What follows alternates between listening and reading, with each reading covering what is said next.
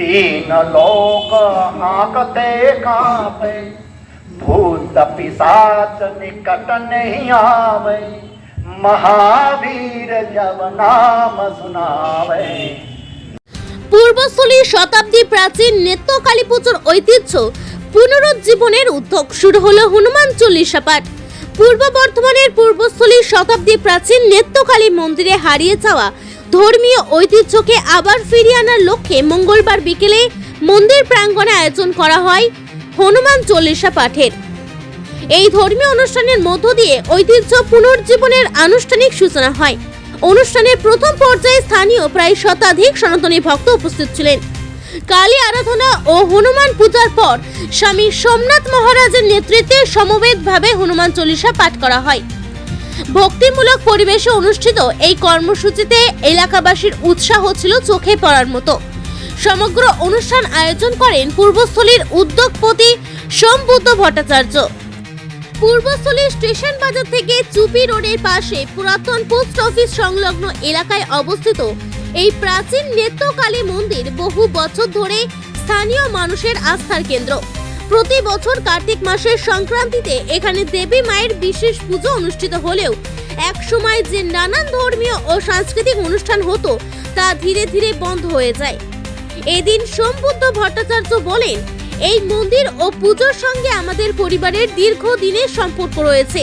ছোটবেলা থেকে শুনে আসছি এখানে একসময় নানা ধর্মীয় অনুষ্ঠান অনুষ্ঠিত হতো, বর্তমানে সেগুলি আর হয় না।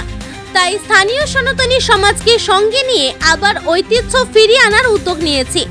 প্রথম পর্যায়ে সপ্তাহে 2 দিন হনুমান চল্লিশা পাঠ ও অন্যান্য ধর্মীয় অনুষ্ঠান হবে। ভবিষ্যতে সকল এলাকাবাসীর সহযোগিতা পেলে আরও বৃহৎ পরিসরে নানা ধর্মীয় ও সাংস্কৃতিক কর্মসূচির আয়োজন করা হবে। এই উদ্যোগকে স্বাগত জানিয়েছে স্থানীয় বাসিন্দারাও।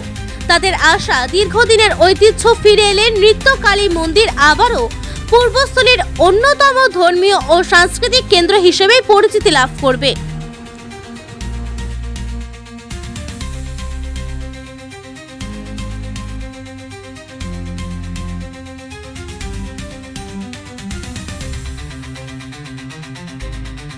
আজকে আমরা শ্রী সোমনাথ মহারাজের মার্গদর্শনে আমরা হনুমান চালিসা পাঠ করলাম।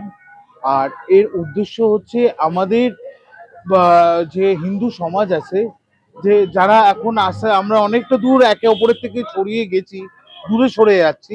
সেই দূরে সরে না গিয়ে যাতে আমরা আবার একে অপরের সাথে কাছে আসতে পারি, একসাথে ঘর করতে পারি, আর সামনে যে রকমই যা বিপদ হবে বা যে সময় আসবে একে অপরের সাথে আমরা দাঁড়াতে পারি, পাশে দাঁড়াতে পারি, সাহায্য করতে পারি, যার যেরকম সামর্থ্য তাতে কোনো অসুবিধা না রেখে। এই প্রোগ্রাম কি চলবে এবার? হ্যাঁ, সেটাই আমাদের ইচ্ছা।